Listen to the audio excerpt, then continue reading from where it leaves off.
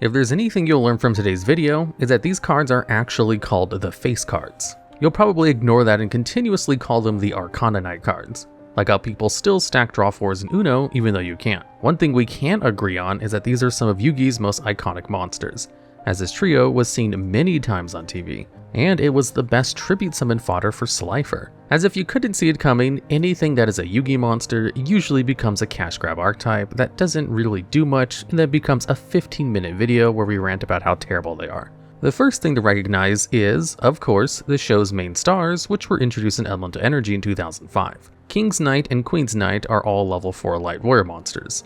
King's Knight has 1600 attack and 1400 defense, and Queen's Knight has 1500 attack and 1600 defense. While Queen is a normal monster, King's Knight has an effect that, on normal summon, lets you special summon a Jax Knight from your deck. Jax Knight was a level 5 light warrior monster with 1900 attack and 1000 defense. And that's it. All that set up to summon a level 5 low attack monster. It definitely looks cooler when watching the King of Games do it in the anime. If you did this in real life, you'd look weird wasting 2 turns to establish 3 monsters who don't do anything alone. King's Knight's effect was further a hindrance, as you needed a Jax Knight in your deck, which means seeing multiple Jax Knights in your hand with no way of getting it to the field outside of tribute summoning, which was more than enough to scare players away from using these cards. With 2 of the face cards being normal monsters and King's Knight needing so much for its condition, players realized this was a better as seen on TV effect instead of being played in the TCG. These 3 cards getting the trio onto the field took too many resources with no gain. The Yu-Gi-Oh community also heard nothing related to these cards for over 4 years until Ancient Prophecy in 2009, when Konami randomly surprised players with their fusion, Arcana Knight Joker. This was a level 9 light fusion monster with 3800 attack, and its summoning condition could only be conducted with all 3 face cards.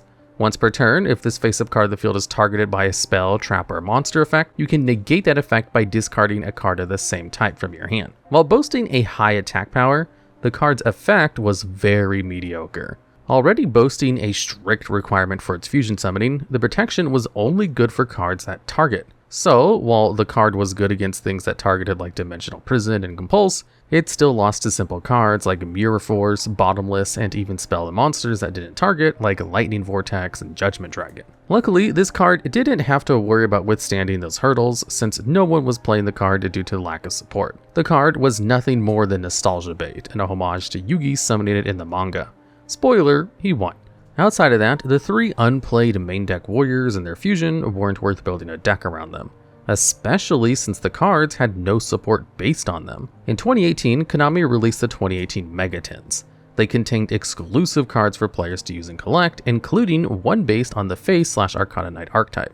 Arcana Extra Joker was a Link 3 light warrior with 2000 attack that required 3 warrior monsters with different names to make. When a spell, trap, or monster effect targets this card, or any monsters this card points to, you can discard the same type of card to negate the activation. When this Link Summon card is destroyed by battle and sent to the graveyard, you can special summon a level 4 warrior normal monster from your deck, then add 1 warrior monster from your deck to hand. It's already bad enough that this card is so costly to make, it's another thing to print the same effect of their fusion on this Link and barely change it. Extra Joker didn't see play for a multitude of reasons. First, the requirement to summon was strictly 3 warriors. Link climbing was essentially out of the question, and strictly needing 3 warriors for a monster that has 2000 attack wasn't a good trade-off. The second hindrance was its effect, which was still based only on negating targeted effects. While, once again, targeting negation is decent in some scenarios, it's a sitting duck for cards that don't target like its fusion predecessor. What made it more laughable was the fact that its effect could protect monsters it points to, as if you'll have anything to protect due to its summon condition taking up the lives of 3 warrior monsters. The icing on the spoiled cake was that its floating effect was only activated by being destroyed in battle, needing to be sent to the graveyard, and only summoned light warrior normal monsters on its death. By 2018, killing any big body by battle was rare unless you had no other choice. Needing this card to hit the graveyard also drops any value in summoning this card, as if this card was destroyed and banished instead, you'd get nothing. Nothing may have been better than what you would get, which was a normal level 4 warrior monster and a warrior to hand, which coincidentally sounds like a perfect setup for a King and Queen's Knight combo. But what deck had time to specifically run normal light warrior monsters? The cards essentially didn't see any play, and Royal Court of Jank continue to go unused. Fear not, however, as when 2021 came around, it was that time of the year for Yugi's deck to get milk and for a random bunch of his monsters to get an archetype to go around them. And in King's Court, it was finally the face card's turn. With the support from King's Court, this archetype gained a plethora of support, which included both monsters, spells, and traps. Joker's Knight was a level 5 light warrior monster with 2000 attack. Once per turn, you could send a Queen's Knight, King's Knight, or Jack's Knight from your deck to the graveyard to special summon it from your hand. And if you do, the card's name becomes the sent monster's name until the end phase. Then during the end phase, if it's in your grave, you can target another light warrior monster in your graveyard, shuffle it into your deck, and add this card back to your hand. Arcana Triumph Joker was a level 10 light warrior monster with question mark attack and 2500 defense.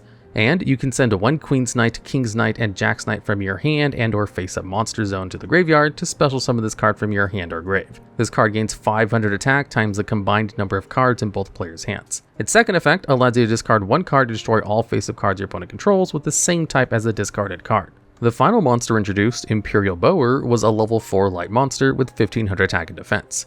If you controlled no other monsters, you can tribute this card to take 2 different monsters from your deck, whether it be Queen's Knight, King's Knight, and or Jack's Knight, and either add them to your hand or special summon each monster. For spells, we'll start with another Joker card, Joker Straight, which was the normal spell which lets you discard one card and special summon a Queen's Knight from your deck, then add a King's Knight or Jack's Knight from your deck to your hand, and then immediately after the effect resolves, allows you to normal summon one monster. However, you're locked into special summoning only light warrior monsters from your extra deck for the rest of the turn. If this card is in the grave, you can also target one light warrior monster in your graveyard, shuffle it into your deck, and then add this card back to your hand during the end phase. Face Card Fusion was their second spell that fusion summons one light warrior fusion monster from your extra deck, using monsters from your hand or field as materials. If you control a Queen's Knight, King's Knight, or Jack's Knight, you can use one monster from your deck as a fusion material.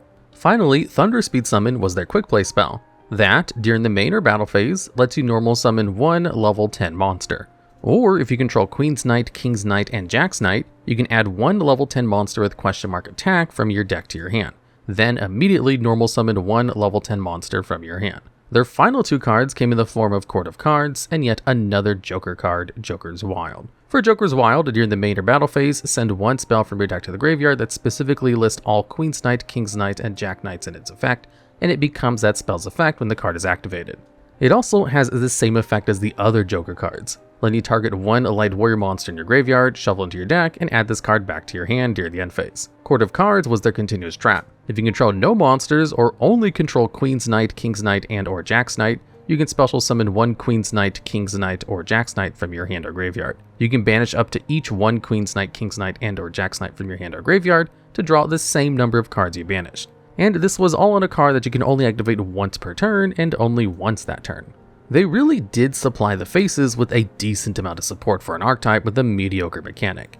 Imperial Bower was an impactful monster, giving the deck a first turn summon that can float out 2 of your faces from your deck or place them in your hand, making it easy to set up your plays with King's Knight, set up XCs or synchro summons, or with your new spells. Face Card Fusion made playing out your Arcana Knight Joker or any other light warrior fusion monster super easy. At the same time, Thunder Speed Summon could fetch you Arcana Triumph Joker to summon, or even let you pull a Yugi and fetch a Slifer the Sky Dragon to summon, since Slifer also meets the criteria as a monster with question mark attack. Joker Straight was a solid searcher that also gave versatility, allowing you a really easy way to get all 3 face cards onto the field. It was also recyclable, putting resources back into your deck. The cards made a surprisingly great engine that had access to some really powerful extra deck light warrior monsters like the Utopia, who made the deck very good at going second, and even Warrior's favorite to bay Isolde, who's a must-have in warrior deck builds and gave them access to more materials from the deck to make more plays.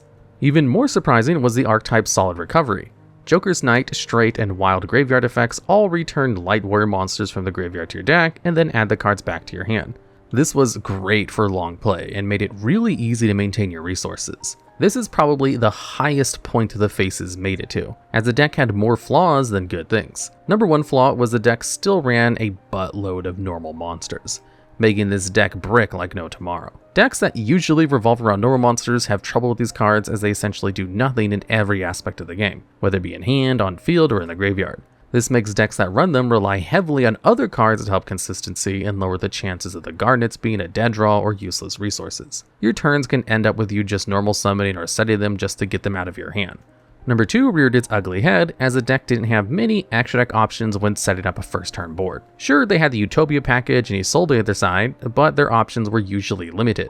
Face Fusion locked him into light warrior extra deck monsters if used, and only had Arcana Knight Joker and later Edatin as valid fusion targets. It didn't help that most of those warrior options didn't have any sort of major impact on turn 1, and that in turn made it hard to establish a strong board to interact with your opponent. The deck played more efficiently going second, and had multiple cards that could play the interruptions and establish monsters on your field.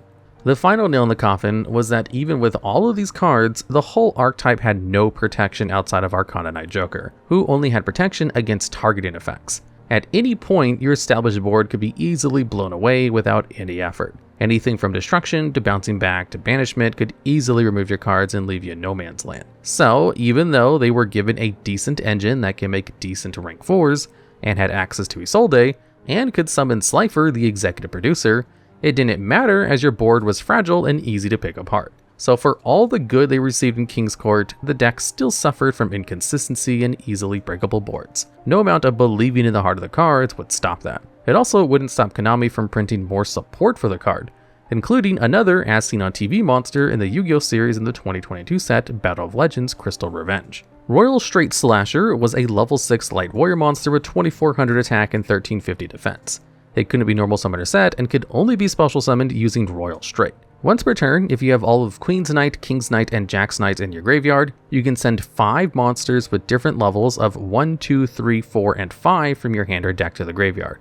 And if you do, destroy all cards your opponent controls. When this card is destroyed by battle, you can target up to 3 light warrior monsters in your graveyard and special summon them. Royal Straight was a quick play spell that sends 1 Queen's Knight, King's Knight, and Jack's Knight from your hand and or face-up monster zone to the graveyard to special summon 1 monster from your hand, deck, extra deck, or graveyard that mentions all 3 of those monsters.